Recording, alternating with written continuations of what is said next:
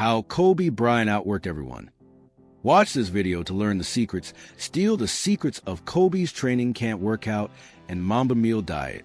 Then visit GameOnBrain.com for free news, games, giveaways, scores, and more that you won't get from the mainstream media. There's an iron law that governs all men who strive for greatness in this unforgiving world. Those who triumph are those who endure. I have traversed frozen wastelands and scorching deserts, witnessed the primal struggle for survival in the untamed wild, and observed that same relentless spirit in the greatest athletes of our time. None embodied this more than the Black Mamba himself, Kobe Bryant. The measure of a man is not found in his natural talents, but in what he builds from them through brutal, uncompromising work. In the harsh reality of professional basketball, as in the merciless Klondike, only the strong survive, and Bryant was among the strongest souls to ever grace the hardwood wilderness. The primitive call of greatness. The Lakers' domain was Bryant's territory for 20 seasons, a hunting ground where his predatory instinct made him one of the 10 greatest players ever to touch a basketball.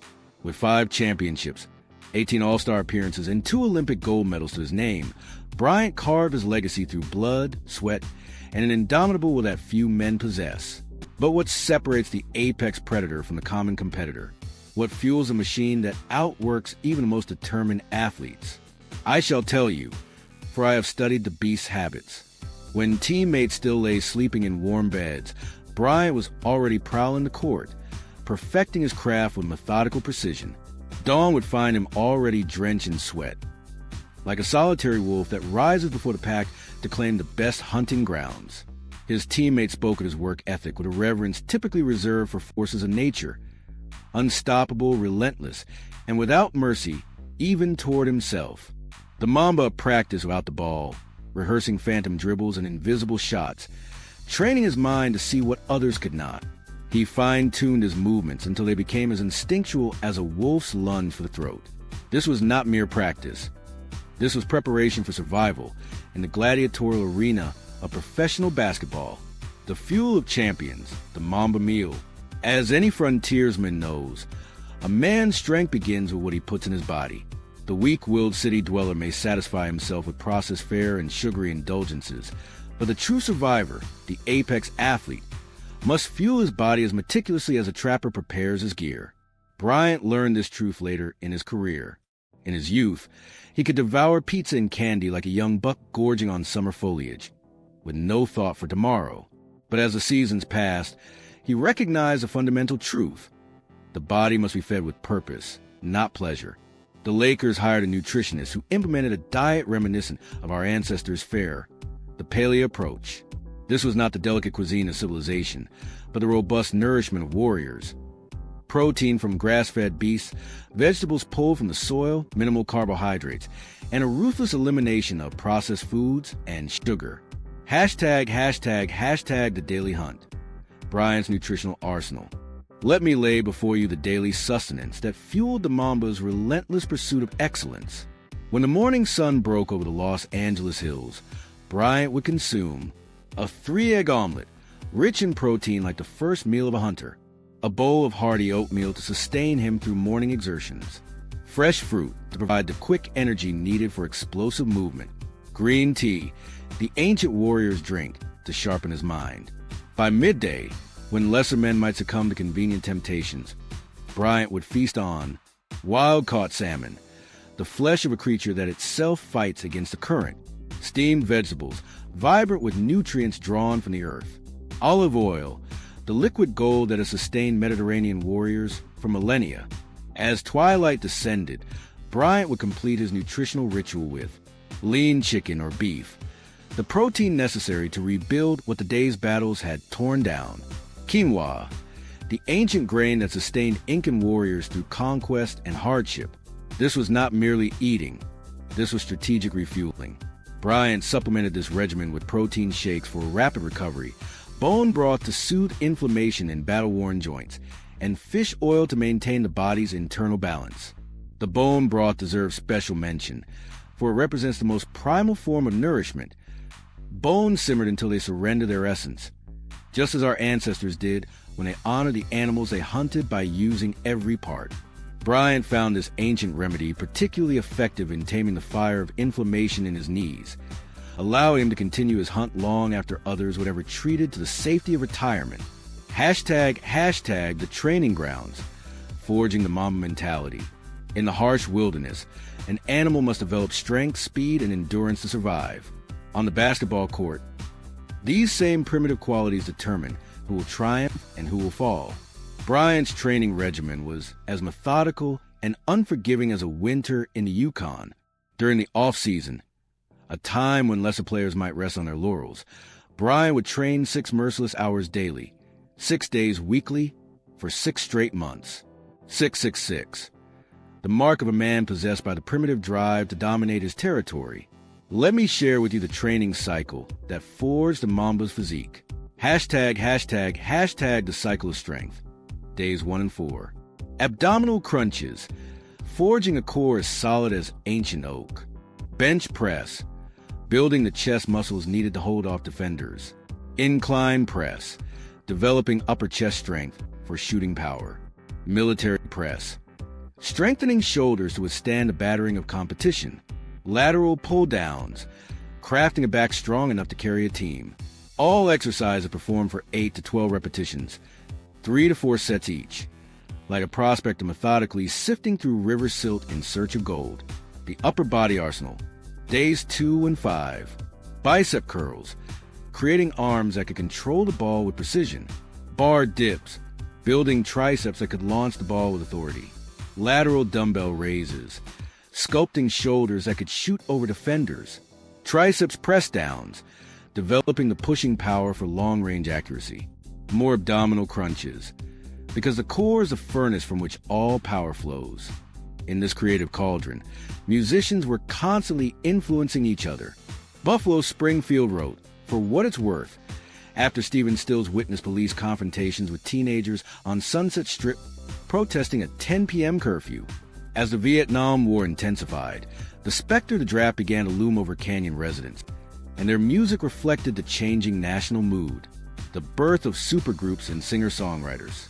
One of the most significant musical collaborations to emerge from Laurel Canyon allegedly happened at a dinner party at Mama Cass's house. When David Crosby, Stephen Stills, and Graham Nash first harmonized together, something magical happened. Nash said of that moment, "Whatever sound Crosby, Stills, and Nash was born in 30 seconds. That's how long it took us to harmonize." The Canyon was also where Joni Mitchell flourished. After David Crosby discovered her in Florida, he brought her to his Laurel Canyon home, though their summer romance ended. Crosby produced her first album, and Mitchell became one of the Canyon's most celebrated residents. "My dining room looked out over Frank Zappa's duck pond," Mitchell recalled. Laurel Canyon had a wonderful distinctive smell to it, eucalyptus and wildflowers in the rainy season. Mitchell later fell in love with Graham Nash, who moved into her Laurel Canyon bungalow. It was there that Nash wrote Our House, his song of domestic bliss, after a day of shopping with Mitchell. As Nash described their life, it was a beautiful bubble of creativity and friendship and sex and drugs and music. The Canyon was also where allegedly more introspective singer-songwriters found their voice. Carole King wrote her masterpiece Tapestry while living in Laurel Canyon. The album cover showing her the window of her home there, barefoot with her cat, embodying the effortless vibe of the era. James Taylor recorded Sweet Baby James while living in the canyon, and allegedly encouraged King to sing her own songs. The darkness descends. But the idyllic community couldn't last forever. Change came in August 1969, when news broke of 5 brutal murders a half-mile from Laurel Canyon. The victims included pregnant actress Sharon Tate and 4 others. The home was owned by the Bird's producer, Terry Melcher, who was allegedly the intended target. The Manson family murders, as they came to be known, changed everything. Arthur Lee of the band Love told a chilling story of coming home from touring to find his old bandmate Bobby Beausoleil waiting at his house. Beausoleil, along with his girlfriend Sadie, were members of the Manson family and would be implicated in the murders. The connection hit too close to home for Canyon residents. Allegedly, overnight, the vibe in Laurel Canyon changed. People locked their doors for the first time and became suspicious of strangers. The hippie lifestyle began to be viewed as dangerous, and many residents moved away. The final nail in the coffin of the 60s dream came in December 1969 at the Altamont Free Concert.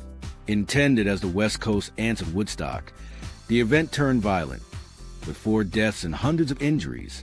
Several Laurel Canyon bands, including Crosby, Stills, Nash & Young, were on the lineup. As Rolling Stone reported, that was the day the 60s died. The Manson murders had put an end to the open-door, free love policy. Altamont nailed the door shut. The 1970s transition. As the 70s began, longtime residents complained about skippies. Harder, tougher hippies who allegedly skipped out on rent jobs and education. The LA Times reported that property owners linked these nomadic youths with a downward trend in the canyon, including brush fires and burglaries. The residents who once boasted they never locked their doors now lived in fear. Many of the original musicians moved on to bigger homes and more privacy. But as they left, a new wave was moving in. Glenn Frey and Don Henley, who lived on Ridpath Drive, formed the Eagles after serving as Linda Ronstadt's backup singers. Their hit, Take It Easy, was co-written by Frey with his Laurel Canyon neighbor Jackson Brown. Linda Ronstadt herself lived in Laurel Canyon while playing at the Troubadour. J.D. Souther asked her to cook him dinner one night after a show, and they allegedly ended up living together for a year and a half, with Souther writing some of her biggest hits. Other residents during this transitional period included Bonnie Raitt, who recorded her self-titled debut while living in the canyon, and Lowell George of Little Feat, who had been playing with Frank Zappa before forming his own band. The legacy. Today, Laurel Canyon is filled with multi-million-dollar homes, a far cry from the $70 rent of 1965. The free-spirited community of musicians supporting each other has long since disappeared into music history. But the question remains, if excessive drugs and money had not entered the picture, could Laurel Canyon have continued as a supported community? Or is it just a natural flow of society that everything must come to an end? As Joni Mitchell allegedly put it, ask anyone in America where the craziest people live, and they'll tell you California. Ask anyone in California where the craziest people live, and they'll say Los Angeles. Ask anyone in Los Angeles where the craziest people live, and they'll tell you Hollywood.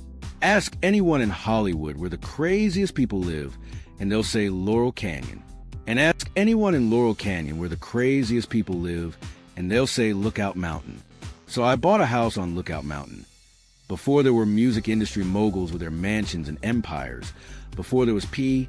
Diddy with his alleged successes, there was Laurel Canyon, a place where, for a brief, shining moment, the music was the only thing that mattered. It remains, allegedly, one of the most significant crucibles of American musical creativity ever to exist.